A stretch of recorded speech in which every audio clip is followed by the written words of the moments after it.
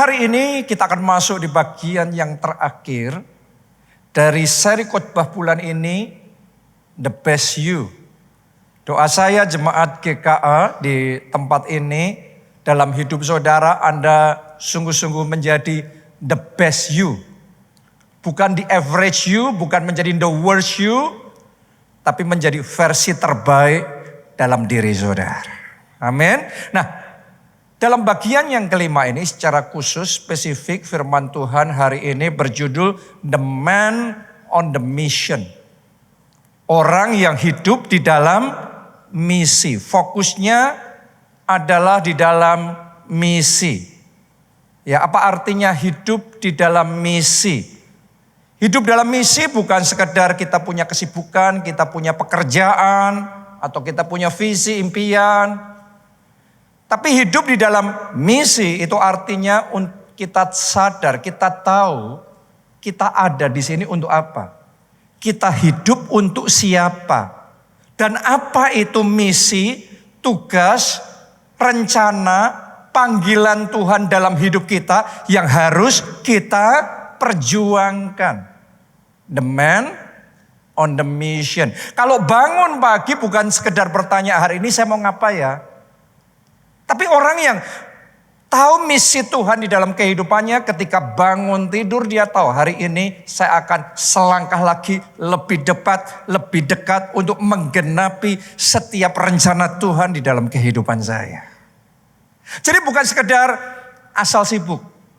Banyak orang sibuk, banyak orang punya potensi hebat, banyak orang pinter. Tapi kalau nggak punya misi ilahi yang jelas, nggak tahu misi Tuhan di dalam kehidupannya, panggilan Tuhan di dalam kehidupannya, akhirnya kita cuma ikut-ikutan, akhirnya kita cuma asal sibuk, akhirnya kita cuma ngikutin tren, tapi akhirnya semuanya menjadi sia-sia. Tahukah saudara bahwa misi itu yang memberikan arah?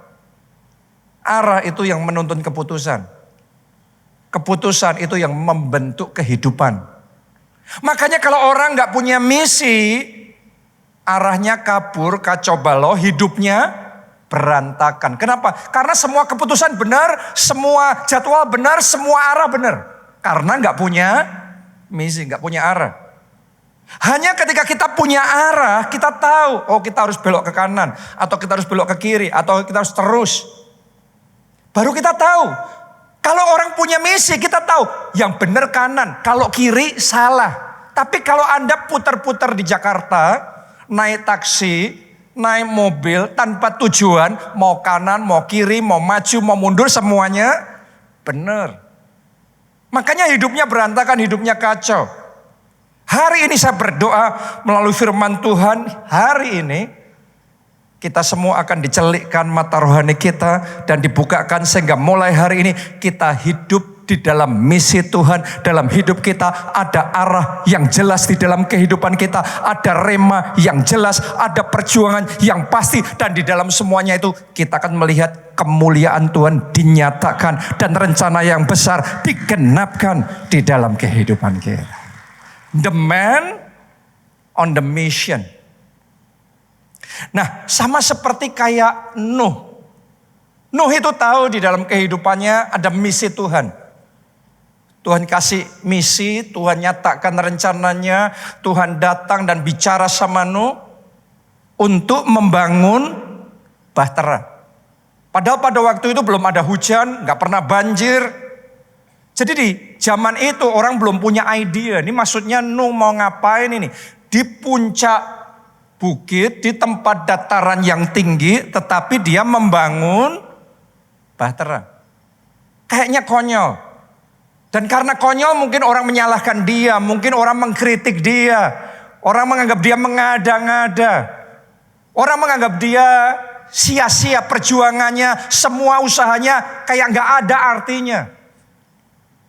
Tapi the man on the mission, Nuh hidup di dalam misi Tuhan. Dia tahu apa yang dia kerjakan. Dia gigih di dalam pekerjaannya. Dia fokus di dalam rema yang Tuhan berikan di dalam kehidupannya. Dia tidak ikut-ikutan tren. Dia tidak ikut-ikutan dengan komentar apa kata orang lain. Dia fokus pada misi dari Tuhan. Dan karena itulah rencana Tuhan digenapi dalam hidupnya. Ketika banjir besar itu datang, Nuh dan keluarganya bisa selamat. Dan sampai hari ini kalau orang bicara tentang Nuh, signature dalam kehidupannya adalah kisah tentang dia membangun bahtera dan karena itu keluarganya diselamatkan. Sementara seluruh dunia binasa. The man on the mission. Saya berdoa Roh Kudus akan mewahyukan misinya di dalam kehidupan saudara. Roh Kudus akan memberikan arah yang jelas di dalam kehidupan saudara. Sehingga mulai hari ini Anda hidup di dalam misi Tuhan. Bukan asal sibuk, asal kerja, asal padat waktunya. No, ada misi Tuhan yang jelas di dalam kehidupan saudara. Nah sekarang 5 ciri man on the mission. 5 ciri orang yang hidup dalam misi. Nomor 1, bisa mengatur mood, perasaan dan emosi dengan baik. Kenapa? Karena orang kalau misinya kuat, dia tahu supaya misi itu tercapai, dia harus menguasai hatinya. Betul apa tidak? Kalau orang misinya lemah, ya sudah hidupnya akan diombang-ambingkan oleh perasaannya. Padahal perasaan sebentar akan berubah. Sebentar naik, sebentar turun. Sebentar happy, sebentar sedih. Ada orang kalau tidak punya misi yang kuat dalam hidupnya, ya hidupnya akan didrive, dikendalikan oleh perasaannya. Kepengen nonton film semalaman, ya nonton film semalaman. Kepengen makan apa, ya makan apa. Bangun tidur malas kerja, ya malas kerja. Enggak kerja sama sekali. Pokok hidupnya ngikutin feelingnya, perasaan. Kalau lagi jengkel sama orang, enggak menguasai hati. Diledakin sekalian. Kenapa? Karena pokok ngikutin perasaan. Mau apa ya itu.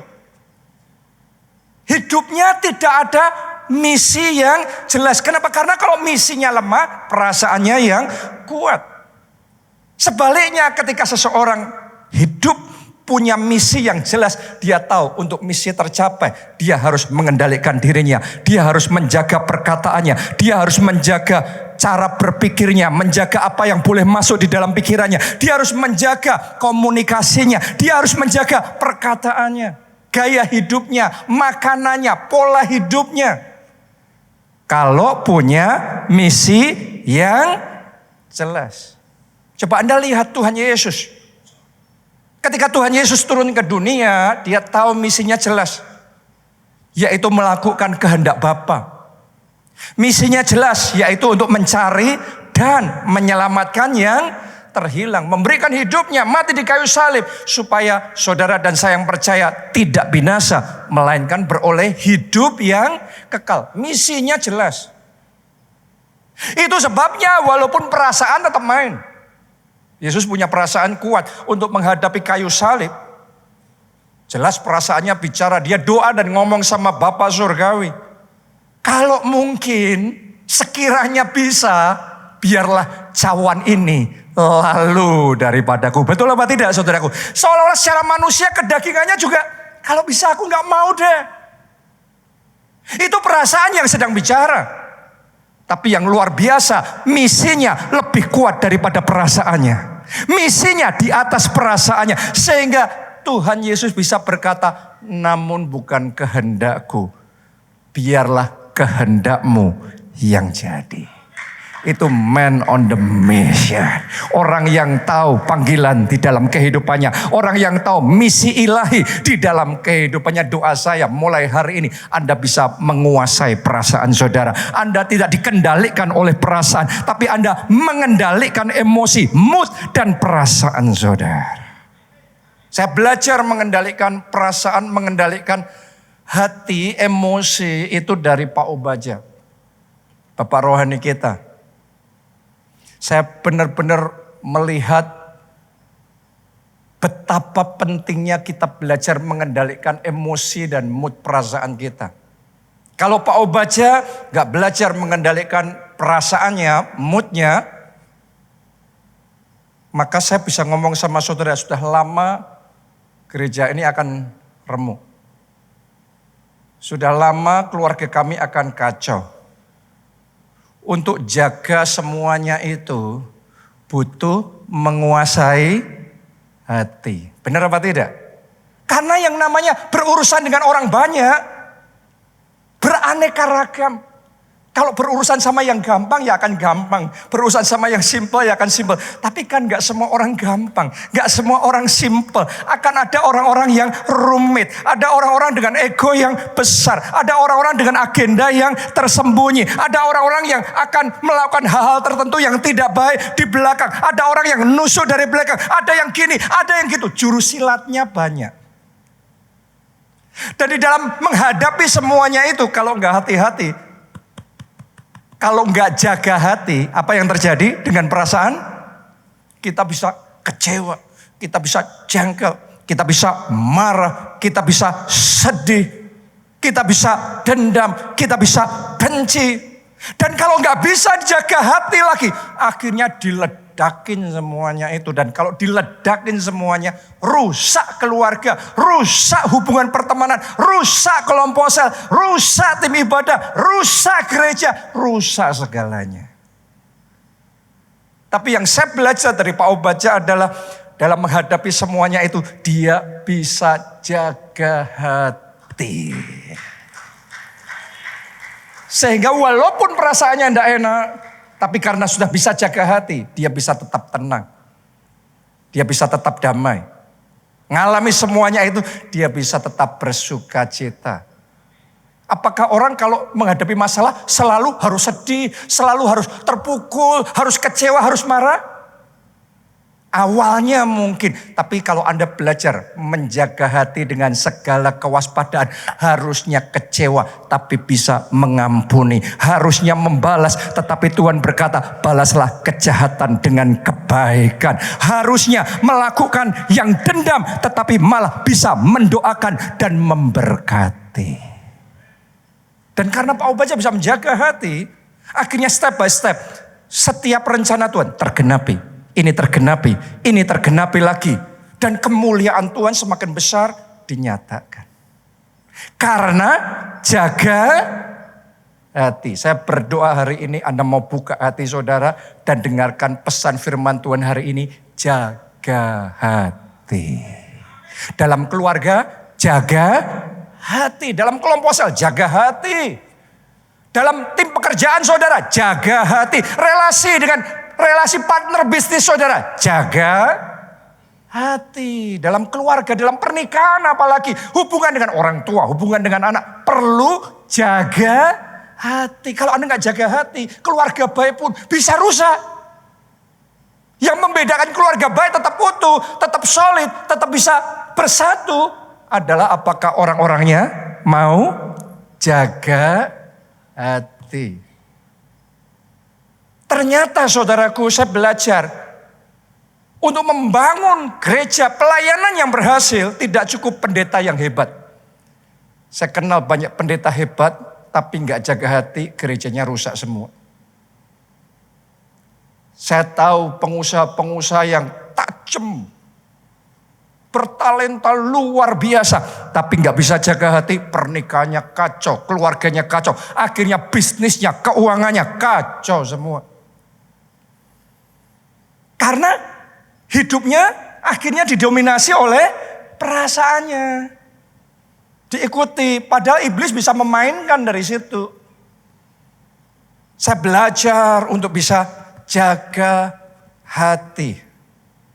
Sekian waktu saya ngomong sama istri saya tidak mau dalam hidup saya nanti kalau sudah tua, saya menengok ke belakang dan kemudian saya mendapati mayoritas tahun-tahun dalam hidup saya penuh dengan kejengkelan, kepahitan, kemarahan. Saya ngomong saya nggak mau hidup yang kayak gitu. Saya menolak hidup yang kayak gitu. Kenapa? Karena hidup yang seperti itu berat. Hidup yang seperti itu adalah beban jiwa dan sampah hati yang tidak perlu. Dan itu tidak menolong saya untuk menggenapi misi Tuhan di dalam hidup saya. Karena itu saya ambil keputusan untuk let go. Let go semua kecewa, let go semua kepahitan, let go semua kemarahan, let go semua kejengkelan. Saya let go. Saya ngomong ini bukan sesuatu yang ringan. Khususnya kalau kita sudah dikhianati, khususnya kalau kita sudah ditipu, khususnya kalau kita mengalami hal yang sangat menyakitkan. Tapi sampai di satu titik, saya mau ngomong sama saudara, perlu untuk kita belajar let go. Semua dendam, semua amarah, semua kepahitan, semua kejengkelan, Alkitab ngomong, buanglah semuanya itu. Amin. Kadang-kadang mengampuni orang bukan tentang orang itu, tetapi tentang berdamai dengan diri kita sendiri. Karena selama Anda tidak berdamai dengan diri saudara sendiri, Anda akan membawa beban jiwa yang berat. Hidupmu akan terlalu berat untuk mencapai misi Tuhan dalam hidup saudara. Hari ini buang beban jiwa, buang kecewa, buang pahit hati, buang kemarahan. Amin. Bukan berarti kita jadi orang naif yang ditipu terus. No, firman Tuhan ngomong belajar cerdik seperti ular dan tulus seperti merpati. Bukan berarti terus kita ya sudah ditipu lagi. No. Kita belajar dari pengalaman. Tetapi jangan membiarkan hatinya menjadi dingin. Jangan membiarkan hati saudara penuh dengan sampah-sampah yang tidak perlu. Polusi-polusi hati yang mencemari hati. Beban jiwa yang akan menjadi bandol. Sehingga Anda sangat berat untuk maju mencapai misi Tuhan itu. Saya ajak saudara, hari ini semua beban jiwa itu buang dari hati saudara. Mulai hari Anda merdeka, Anda bebas, dan mulai hari Anda menjadi man atau woman on the mission. Dan setiap misi Tuhan dalam hidup saudara tergenapi. Amin. Jangan dikendalikan oleh perasaan, kendalikan perasaan saudara. Jagalah hatimu dengan segala kewaspadaan. Itu nomor 1. Sekarang nomor 2. Man on the mission berdisiplin tinggi setara dengan misinya. Karena misinya kuat, dia tahu supaya tercapai butuh disiplin. Ya, banyak orang punya misi yang besar, tapi lack of disiplin, misinya benar-benar menjadi mission impossible beneran. Dan impossible untuk tergenapi tanpa disiplin. Disiplin bukan hanya untuk urusan-urusan besar, tapi juga disiplin untuk urusan-urusan kecil. Karena Alkitab yang ngomong barang siapa setia dalam perkara kecil, ia setia dalam perkara besar. Orang kalau punya misi yang jelas, kita harus belajar mendisiplin jam tidur kita. Mendisiplin makanan kita. Mendisiplin dengan siapa kita bergaul. Enggak sembarangan, enggak semuanya loh. Kita mengasihi semua orang. Tetapi bicara tentang persahabatan, kita harus punya boundaries. Kita mendisiplin tontonan kita. Channel sosial media yang kita ikuti. Disiplin yang seperti itu yang akan menentukan apakah misi dalam hidup kita tergenapi apa tidak. Disiplin di dalam doa. Disiplin di dalam puasa. Disiplin di dalam ibadah. Disiplin-disiplin yang kecil itu yang akan menentukan kehidupan kita. Anda boleh lihat dalam Alkitab. Ada Daniel. Orang anggap Daniel hebat, Daniel luar biasa. Dia 10 kali lipat lebih cerdas dari orang cerdas yang lain. Ini orang brilian sekali dan hebat sekali. Tapi yang sering kali orang gak mau ngikutin Daniel, bukan pinternya, bukan hebatnya, tapi disiplinnya. Alkitab ngomong, disiplin doanya seperti apa? 3 kali sehari Daniel berdoa. Bahkan dia berdoa di saat mood dan di saat tidak mood, dia tetap berdoa. Dia berdoa di saat situasi baik, situasi nggak baik, dia berdoa. Dia berdoa bahkan di bawah ancaman raja. Daniel tetap disiplin di dalam doanya. Oh, saya berdoa mulai hari ini, jemaat GKA di sini, dan Anda juga yang ngikuti secara online. Disiplin doa saudara konsisten. Amin. Ayo disiplin. Men on the mission, women on the mission. Disiplin. Coba Anda baca 1 Korintus 9 ayat yang ke-27. Tetapi aku melatih tubuhku. Ini Rasul Paulus yang ngomong. Dia melatih nih, dia enggak asal. Dia melatih, aku melatih tubuhku dan menguasainya seluruhnya. Supaya sesudah memberitakan Injil kepada orang lain, jangan aku sendiri ditolak. Jadi Rasul Paulus nih punya misi memberitakan Injil. Punya misi membawa sebanyak mungkin jiwa pindah dari kegelapan pada terang Allah yang ajaib. Tapi untuk itu semua tergenapi. Untuk dia juga bisa masuk surga. Butuh yang namanya disiplin. Banyak orang cuma melihat revivalnya Rasul Paulus. Mujizat-mujizat yang dia kerjakan. Kuasa dan pengurapannya yang didemonstrasikan luar biasa. Kemenangan-kemenangan besar yang dia alami. Tapi gak banyak orang yang memperhatikan. Di balik semuanya itu ada disiplin yang tinggi. Dia melatih diri dan menguasai sepenuhnya. Tahukah saudara, disiplin kecil yang menentukan kemenangan besar. Disiplin saat gak ada orang lain yang melihat, yang membuat kemuliaan Allah terpancar dan membuat kemegahannya di dalam hidup saudara dipertontonkan di depan banyak orang.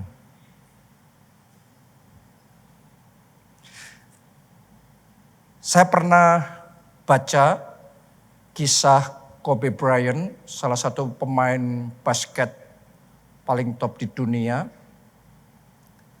Dia dikenal dengan orang yang disiplinnya brutal. Saat teman-temannya yang lain masih tidur, tapi kalau dia latihan, tiap hari dia latihan, dia bangunnya jam 4 pagi. Dan dia sudah latihan dulu, diulang-ulang ribuan kali dulu, baru teman-temannya datang. Terus dia ikut latihan lagi. Waktu ditanya, kenapa? Apa rahasia keberhasilanmu? Dia ngomong gini, saya bukan orang hebat. Saya hanya orang yang tidak pernah melewatkan waktu latihan saya. Banyak orang kepengen hebatnya, prestasinya, pujiannya. Tapi nggak banyak orang mau bangun jam 4 paginya tanpa miss, tanpa henti. Dan terus berlatih dengan disiplin. Tapi disiplin kecil yang membuat prestasi besar. Kapanpun Anda melihat orang hebat, dengan kemenangan besar kayaknya gampang. Yang Anda gampang lihat di depan mata saudara, di belakang mimbar, di momen yang tidak Anda lihat, itu kerja kerasnya banyak tuh. Oke? Disiplin yang menentukan kemenangan yang besar. Jadi hari ini saya tantang saudara sekali lagi, ayo disiplin doa. Yang amin baru satu orang di belakang. Saya ulang sekali lagi, ayo disiplin doa. Ayo disiplin firman Tuhan. Ayo disiplin puasa. Ayo disiplin ibadah. Tepuk tangannya yang paling meriah buat Tuhan kita. Ya, kalau Anda punya misi dalam financial freedom, disiplin ngatur budget, disiplin ngatur keuangan, disiplin pembukuan, disiplin meningkatkan financial IQ. Kadang-kadang banyak orang merasa sudah tahu semuanya dalam keuangan, karena itu ya sudah ngerti semuanya. Semakin kita merasa kita sudah tahu semuanya, kita perlu ngerti kita belum tahu apa-apa. Karena kita tidak di level kita sekarang ini kalau kita sudah tahu semuanya. Kalau Anda sudah tahu semuanya, Anda akan sudah naik lipat-lipat di atas sana. Kenapa kok ada dalam hidup kita kok orang kok sampai di situ ya, kok bisa ya? Ya, sesederhana, bukan cuma luck, bukan cuma keberuntungan. Tapi ada hal-hal yang dia pahami, yang kita belum pahami. Ada disiplin-disiplin yang dia kembangkan, yang kita belum kembangkan. The man on the mission hidup dalam disiplin. Jemaat GKA hidup punya disiplin. Bukan disiplin asal-asalan, disiplinnya tinggi, disiplinnya powerful, dan disiplinnya yang memastikan rencana Tuhan dalam hidup saudara tergenapi. Ayo kita kasih tepuk tangan yang paling meriah buat Tuhan kita. Yang ketiga, the man on the mission tidak menunggu pintu terbuka. Tapi kita membuat pintu terbuka. Kadang-kadang banyak orang menunggu berkat turun. Menunggu mujizat terjadi. Padahal Tuhan juga memerintahkan kepada kita untuk mengerjakan mujizat supaya jadi. Ayat 5 tahun ini, Yesaya 43 ayat 19. Aku hendak membuat jalan di padang gurun dan sungai-sungai di padang belantara. Ada waktunya Tuhan membuat jalan buat kita. Tapi saya perlu ngomong sama saudara, dengarkan baik-baik. Ada waktunya Tuhan mau ngajarin kita supaya kita meneladani Tuhan, melangkah dengan iman untuk membuat jalan kita sendiri. Oh, kadang-kadang orang selalu nunggu Tuhan yang membukakan pintu. Kadang-kadang Tuhan membiarkan pintu supaya tetap tertutup, supaya kita belajar membuka pintu itu. Kalau nggak ada pintunya gimana Pak? Buat pintu sendiri. Kalau nggak bisa buat pintu sendiri gimana Pak? Lompatin pagarnya.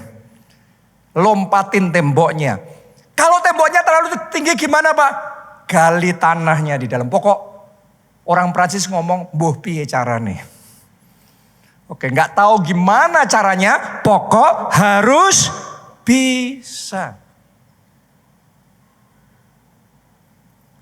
Dalam Alkitab ada kisah tentang orang-orang yang membawa temannya seorang lumpuh supaya disembuhkan sama Tuhan Yesus. Masih ingat gak saudara? Mereka sudah gotong temannya jauh-jauh, capek-capek supaya disembuhin Tuhan Yesus. Tapi begitu nyampe di tempat tujuan, ternyata tempatnya penuh sesak. Semua orang juga kepengen didoain Yesus, semua orang kepengen melihat Tuhan Yesus, semua orang kepengen disembuhkan. Jadi sekarang mereka nggak bisa. Saya mau tanya sama saudara, kira-kira ya Anda jadi teman-temannya ini, sudah usaha jauh-jauh, sudah bayar mahal-mahal, terus kemudian tempatnya penuh sesak, dan Anda benar-benar nggak bisa masuk, sudah nggak ada masuk, nggak ada celah, full. Saya mau tanya sama saudara, kira-kira apa yang Anda lakukan? Sebagian orang akan ngomong, ya gimana? Kan saya sudah berusaha, mau gimana lagi? Ya nggak bisa, memang nggak bisa, kenyataan nggak bisa. Tapi kadang-kadang saudaraku, untuk mujizat bisa terjadi, kita tidak boleh menerima kata tidak. Kita harus belajar mengubah tidak menjadi ya. Kita tidak nunggu pintu terbuka. Kadang-kadang tidak nunggu lautan harus terbelah. Tidak nunggu orang-orang yang penuh itu buka jalan supaya bisa lewat. No, yang mereka lakukan, mereka teman-temannya ini menggotong temannya yang lumpuh sampai naik ke atap. Atapnya dibongkar dan mereka turunkan dari atas ke bawah tepat di depan Yesus. Dan saat itulah Yesus melayani, mendoakan, dan temannya sembuh. Mission accomplished, misi tercapai. Karena tidak nunggu, tidak pasif, tapi proaktif. Hari ini saya percaya spirit yang proaktif, mentalitas yang proaktif, cara berpikir mindset yang proaktif Tuhan impartasikan dalam hidup saudara. Tuhan bangkitkan dalam hidup saudara. Mulai hari ini Anda tidak sekedar menunggu berkat, tapi Anda berjalan dengan iman bersama dengan Tuhan. Membuka pintu-pintu yang tertutup, merebut kemenangan-kemenangan, wilayah-wilayah yang baru, dan mengerjakan perkara-perkara yang mustahil menjadi tidak mustahil. Tepuk tangannya boleh yang paling meriah buat Tuhan kita. Saudara pasti kenal nama ini dong, Kolonel Sanders, pendiri KFC. Dia umur 65 tahun, gak punya duit, hidup dari tunjangan pemerintah,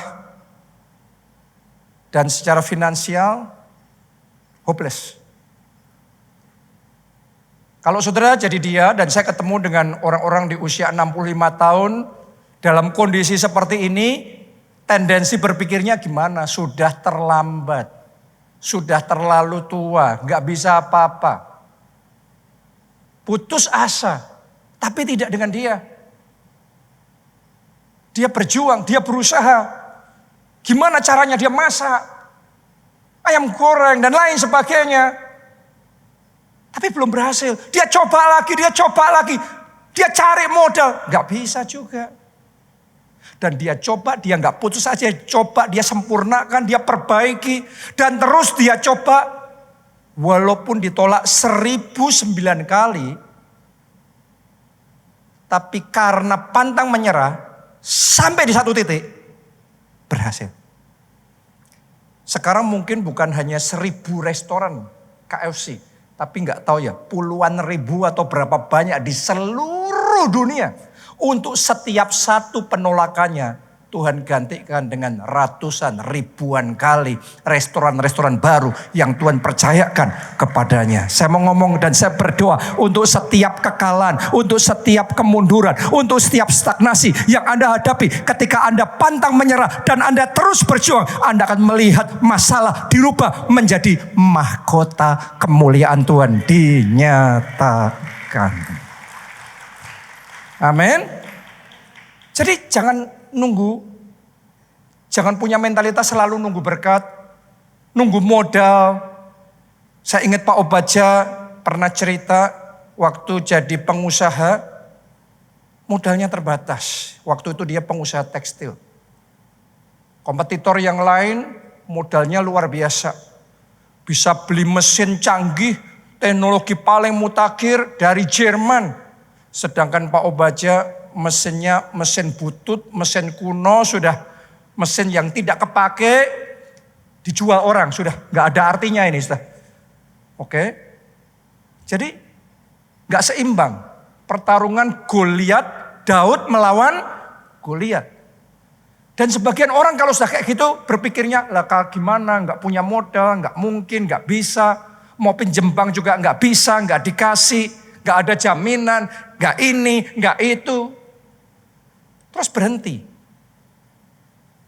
Sekali lagi saya mau ngomong sama saudara, punya mentalitas walaupun pintu tertutup, jangan nunggu pintu terbuka, mulai melangkah dengan iman, buka pintu itu.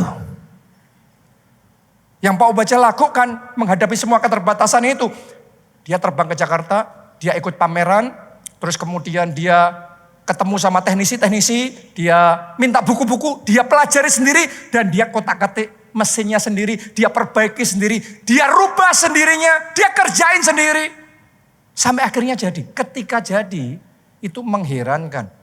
Mesin yang sudah kuno, yang sudah jelek itu bisa menghasilkan produksi yang sama kualitas dan kecepatannya dibandingkan dengan mesin yang paling mutakhir itu. Dan karena itu dia mengalami lompatan besar. Dia menang dalam persaingan dan sukses besar. Banyak orang nunggu modal dulu baru bisa. Semua orang yang nunggu modal baru bisa gak pernah bisa. Semua orang yang gak punya modal, gak tahu gimana caranya, harus bisa. Itu yang akan bisa. Hari ini Anda bisa. Dalam pekerjaan Anda bisa. Dalam keuangan Anda bisa. Dalam pelayanan Anda bisa. Dalam keluarga Anda bisa. Tepuk tangannya yang paling meriah buat Tuhan kita. Pak Obaja mengoperasikan mesin paling mutakhir tanpa punya mesin paling mutakhir. Mesinnya kan kuno kan, tapi bisa. Coba Anda lihat zaman sekarang nih ya, aplikasi-aplikasi ride hailing, kayak Gojek, Grab dan lain sebagainya, menjalankan bisnis taksi tanpa punya taksi. Bisa kan? Saya punya kenalan-kenalan membangun mall tanpa punya mall, tanpa punya tanah, tanpa punya capital finansial untuk membangun mall. Tapi bisa membangun hotel-hotel tanpa punya modal. Tapi bisa. Banyak orang selalu ngomongnya tidak bisa. Terus nunggu. Dan kita berharap tiba-tiba Tuhan membuat yang tidak bisa jadi bisa. Tuhan yang mau mengurapi kita. Tuhan yang memberi kita hikmat. Sehingga kita bangkit melangkah dengan iman. Dan membuat yang tidak bisa jadi bisa. Katakan amin. Tepuk tangannya yang paling meriah buat Tuhan kita. Saya tahu akan ada inspirasi yang Tuhan berikan. Dan akan ada orang-orang di tempat ini. Tuhan akan berikan rema. Tuhan akan berikan inspirasi. Untuk Anda melakukan hal-hal yang selama ini belum pernah bisa. Dan tahun ini Tuhan akan bawa Anda naik level. Anda akan bisa masuk di level yang sebelumnya belum mungkin. Tidak mungkin. Tapi Tuhan buat yang tidak mungkin jadi mungkin. Tepuk tangannya yang paling meriah buat Tuhan. Yang keempat, the man on the mission tidak takut tantangan. Tidak takut dengan persoalan, dengan masalah. Ayo kita baca Yakobus 1 ayat 12. Berbahagialah orang yang bertahan dalam pencobaan. Apabila ia sudah tahan uji, ia akan menerima mahkota kehidupan yang dijanjikan Allah kepada barang siapa yang mengasihi dia. Coba Anda renungkan kalimat pertama, berbahagialah orang yang bertahan dalam pencobaan. Jadi ketika mengalami pencobaan, ada yang tahan, ada yang tidak. Ayo saudara yang ngadepin masalah sekarang, yang di tengah ujian, mengalami tantangan besar, tekanannya, pressure-nya, under pressure-nya kuat. Doa saya, sementara Anda mendengarkan firman Tuhan hari ini, anugerah Tuhan diberikan untuk Anda tetap tahan. Sekalipun di tengah pencobaan, sekalipun ada badai menerpa, Anda tidak menyerah. Anda tetap kuat, Anda tetap teguh, Anda tetap tahan. Karena yang tahan, yang berbahagia, yang tahan, yang akan diberikan mahkota. Tidak semua menerima mahkota, tapi yang tahan dalam pencobaan. Coba saudara renungkan ya, di setiap masa yang sukar, di setiap masa ujian dan pencobaan, di setiap krisis, itu orang yang tidak dicekam dengan ketakutan dan kepanikan yang menang. Coba Anda renungkan ya, kita belajar dari sejarah ya. Indonesia mengalami Krismon 98. Zaman itu banyak yang panik apa tidak? Banyak yang panik, banyak yang takut. Tapi ada enggak yang justru melejit naik? Yang melejit naik itu bisa mengalahkan ketakutan dan kepanikannya.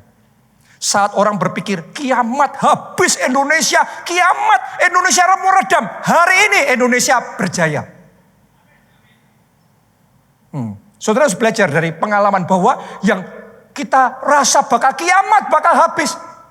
Belum tentu. Itu hanya goncangan sesaat. Setelah itu akan pulih dan bangkit lagi. Masa kita gak belajar pandemi kemarin? Seluruh dunia ngomong gelap, habis semuanya. Semua sembunyi semuanya. Tapi sekarang tetap jalan. Dan semua krisis di saat masa sukar datang dan terjadi, semua yang panik, semua yang takut pasti ketinggalan. Karena itu the man on the mission, di saat krisis melanda, dia harus bisa mengalahkan ketakutannya. Dia harus bisa menguasai hatinya. Dan di situ dia akan menemukan kesempatan di balik kesempitan. Setiap masa krisis selalu melahirkan orang-orang hebat, melahirkan orang-orang kaya, melahirkan orang-orang berprestasi, orang-orang yang maju melejit gara-gara masa krisis. Dan doa saya, 2026 ini dunia menghadapi masa krisis juga. Doa saya, jemaat GKA, bukan yang takut, bukan yang panik, bukan yang melewatkan kesempatan. Ini akan muncul kesempatan yang besar. Ini akan muncul suatu kesempatan emas yang luar biasa. Dengan keberanian Anda melangkah dengan iman. Anda dengar suara Tuhan. Anda peka mendengar suara Tuhan. Dan tahun ini akan ada lompatan besar terjadi. Lihat, Tuhan membuat sesuatu yang baru. Tuhan akan membuat sungai-sungai di tempat-tempat yang kering. Di tahun yang dunia ngomong ini tahun yang kering, ini tahun yang susah, tapi tahun ini sungai anugerah, sungai berkat, sungai kemenangan Tuhan berikan dalam hidup saudara. Katakan amin. Tepuk tangannya yang paling meriah buat Tuhan kita. Yang terakhir, yang kelima, the man on the mission itu berjuang untuk meninggalkan warisan ilahi, warisan iman yang sifatnya kekal. Mazmur 112 ayat yang ke-6. Sebab ia takkan goyah untuk selama-lamanya. Orang benar itu akan diingat selama-lamanya. Jadi hidupnya bukan untuk hari ini saja, tapi hidupnya untuk kekekalan. The man on the mission. Saya mau ajak jemaat GKA, learn to walk with God. Ayo kita belajar jalan bersama dengan Tuhan. Jangan andalkan kekuatan saudara sendiri, jangan andalkan pikiran manusia saudara sendiri. Andalkan Tuhan di dalam hidup saudara. Fokus sama perkara-perkara di atas. Jangan sekedar mengejar perkara-perkara di bawah. Nomor satukan Tuhan di dalam hidup saudara. Ayo kita cek. Mulai hari ini, masih adakah passion di hati saudara untuk mengejar hadirat Tuhan? Bukan sekedar mengejar uang, bukan sekedar mengejar prestasi, tapi masih adakah passion, kerinduan, kehausan, kelaparan di hati saudara untuk mengejar agenda Tuhan, rencana Tuhan, panggilan Tuhan, hadirat Tuhan, kepenuhan roh Tuhan di dalam kehidupan saudara. Inilah orang-orang yang dalam hidupnya bukan hanya ngejar diberkati, tapi hidupnya mau jadi berkah. Bukan hanya berjuang untuk diri sendiri, tapi hidupnya juga jadi berkat, bermanfaat, berguna untuk orang lain. Untuk rencana dan kemuliaan Tuhan. Yang kayak gini yang akan meninggalkan warisan kekal. Warisan iman, warisan ilahi. Saya pernah baca penginjil, salah satu penginjil terbesar sepanjang masa, Billy Graham. Ya, semuanya tentunya kenal. Di usia muda, Billy Graham dan timnya membuat komitmen yang disebut Modesto Manifesto. Yang isinya adalah komitmen cara hidup, standar hidup demi menjaga misi yang Tuhan percayakan kepadanya. Jadi dia punya komitmen-komitmen tertentu yang akan dia jaga supaya misi Tuhan tergenapi. Apa komitmennya? Tidak pernah sendirian dengan wanita lain kecuali istrinya. Oke. Untuk orang sepopuler dia kesempatan banyak. Tapi orang hebat itu bisa tapi memilih untuk tidak. Ini salah satu Modesto Manifesto yang dia pegang dalam hidupnya. Tidak menerima uang yang tidak seharusnya. Saudara harus tahu, kalau orang sudah pintar bicara itu bisa bermain. Dan memanipulasi orang lain. Tapi dia memilih untuk tidak. No kompromi, gak ada main-main di urusan itu. Tidak memanipulasi laporan keuangan. Tidak melebih-lebihkan angka kehadiran. Menjaga integritas di atas segalanya. Dan seterusnya. Waktu ditanya kenapa, dia ngomong gini. Kalau saya gak jaga hidup saya jatuh. Jutaan orang ikut jatuh. Saya mau dalam hidup ini misi Tuhan tergenapi. Dan ini saudaraku membuat dia bukan hanya berhasil dalam pelayanan, tetapi ini meninggalkan warisan iman. Bagaimana hidup harus dengan integritas. Ini warisan iman nih. Sehingga dia sudah lama meninggal dunia, tapi sampai hari ini hidupnya masih terus berbicara dengan kuat. Ini legacy. Saya baru aja pulang dari Korea Selatan. Dan di sana saya mengunjungi gereja yang digembalakan Pastor Yonggi Cho. Dan secara khusus saya juga menyempatkan untuk mengunjungi bukit doa yang mereka bangun, yaitu Osanri. Dan ketika saya mengunjungi di situ, ternyata sekarang sudah dibangun museumnya, ya, museum memorial hall-nya dari Pastor Yonggi Cho. Buat saya, saudaraku, saya sangat diberkati dan saya sangat terinspirasi bagaimana kehidupan doanya dan bagaimana imannya Pastor Yonggi Cho ini memberikan warisan iman yang luar biasa kepada kita generasi berikutnya untuk belajar berani berjalan dengan iman, mengerjakan perkara-perkara besar bersama Tuhan, bahwa bersama Tuhan tidak ada yang mustahil.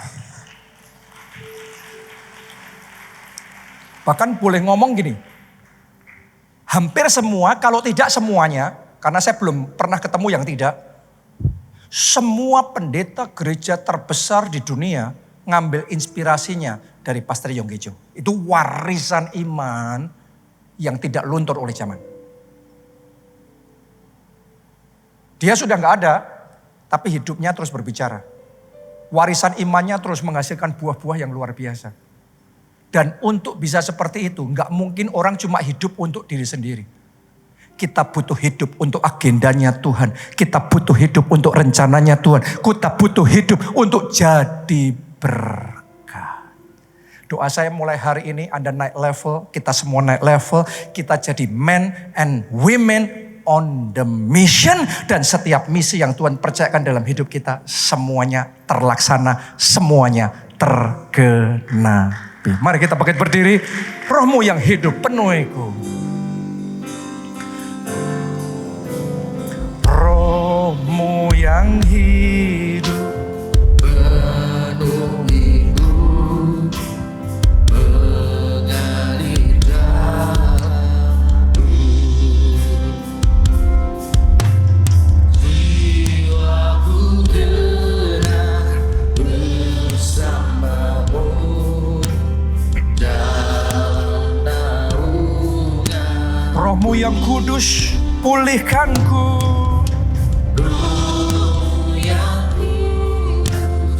Pulihkanku, Engkaulah damaiku. Ku hidup oleh anugerah, ku hidup oleh anugerah-Mu yang menyertaiku. Sekali lagi katakan, yang menyertaiku. Yang menyertai. Mari semuanya kita angkat dua tangan kita, katakan, ku buka hati, ku jamaah berserah penuh di hadirat-Mu. Kau ambil alih suruh hidupku di altar-Mu, menyembah-Mu. Sekali lagi mari katakan, ku buka hati, ku jamaah berserah penuh di hadirat-Mu. Kau ambil alih suruh hidupku di altar-Mu, menyembah-Mu. Ini pertanyaan yang penting buat kita. Apakah Anda tahu untuk apa saudara ada? Untuk siapa saudara hidup?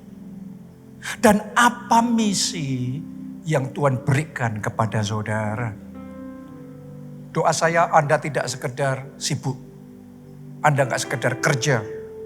Bukan sekedar jadwalnya padat. Tapi doa saya Anda menjadi men or women on the mission. yang tahu misi Tuhan dalam hidup saudara, yang bekerja, yang berjuang untuk menggenapi misi itu dalam hidup saudara. Siapa yang hari ini mau hidupnya mengerjakan misi Tuhan dalam hidup saudara? Mari angkat dua tangan saudara, mari arahkan hati saudara, mari arahkan doa saudara sama Tuhan. Tuhan, aku mau hidup di dalam misimu dalam hidupku. Tuhan, nyatakan misimu dalam hidupku. Tuhan, berbicaralah misimu di dalam hidupku.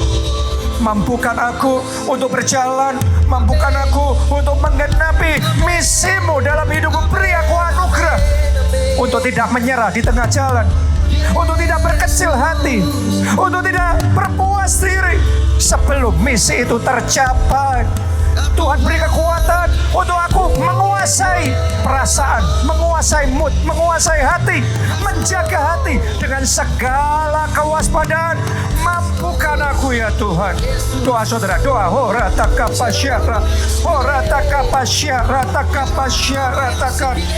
Tuhan, aku mau membangun disiplin yang tinggi untuk mencapai visi.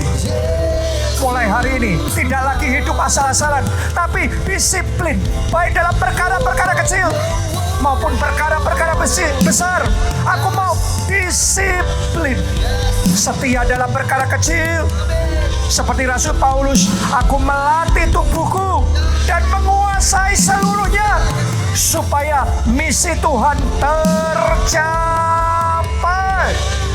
Dan mulai hari ini aku berdoa, Tuhan, aku tidak lagi menunggu pintu terbuka, tapi aku melangkah dengan iman, berjalan bersama Tuhan, membuka pintu dengan iman. Karena aku percaya ada urapan baru yang Tuhan berikan, ada urapan baru yang Tuhan berikan, impartasikan dalam hidupku. Dan saat ini, dalam nama Yesus, aku menolak semua roh ketakutan, semua kepanikan. Aku tolak, aku hancurkan, aku patahkan. Dan aku berdoa saat ini, Tuhan, keberanian ilahi, roh iman itu Tuhan bangkitkan dalam hidupku. Bahkan untuk aku mengerjakan misi ilahi, misi kekekalan, warisan iman. Aku mau Tuhan, aku mau ya Roh Kudus, aku mau ya Tuhan. Mari semuanya katakan bersama-sama, ku buka hati, ku buka hati.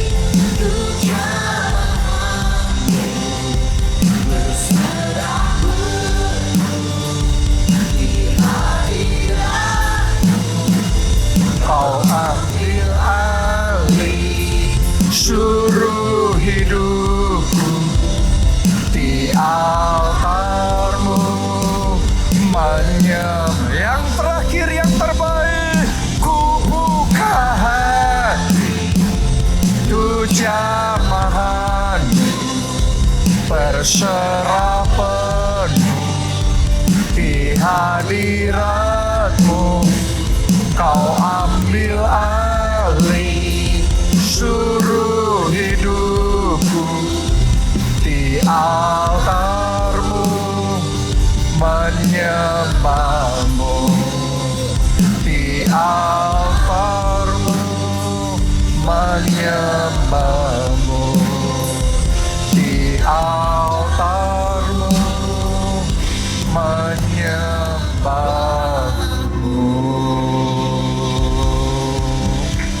Terima kasih.